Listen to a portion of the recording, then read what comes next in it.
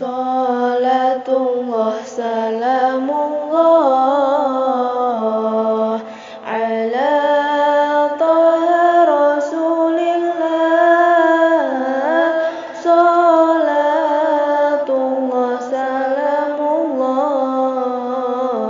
ala yasin habibillah. Umat Islam akhir zaman seueur anu kasasaran, ucap lampah patekadan,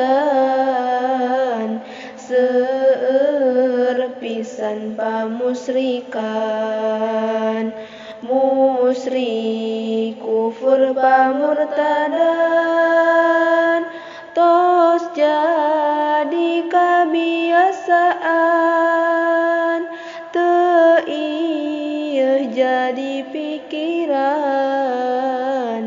matak ruksakana iman. Syahadat sok diucapkeun, salat oge dilakukeun,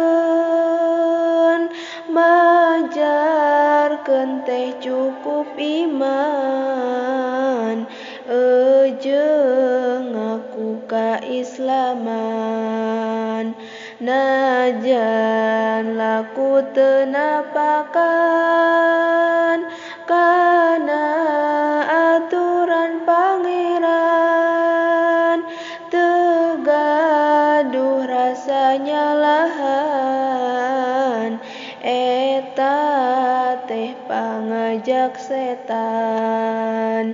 Ari ngaku umat Islam, ari lampah siga setan, mabok zinah perjudian, anu jadi padamelan. Seueur ulama diancam,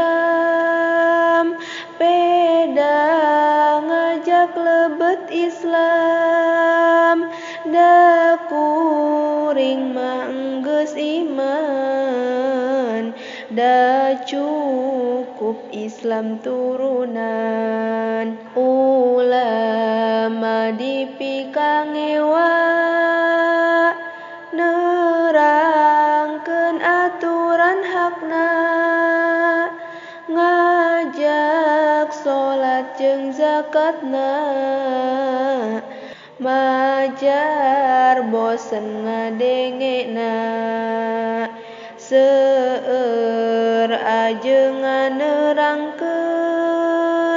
kana hukum ti pangeran, seueur anu ngabalieur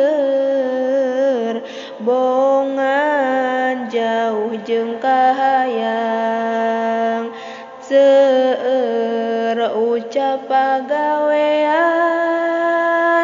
teu sesuai jeung aturan, jiga hade sareng iman, padahal mah kasasaran.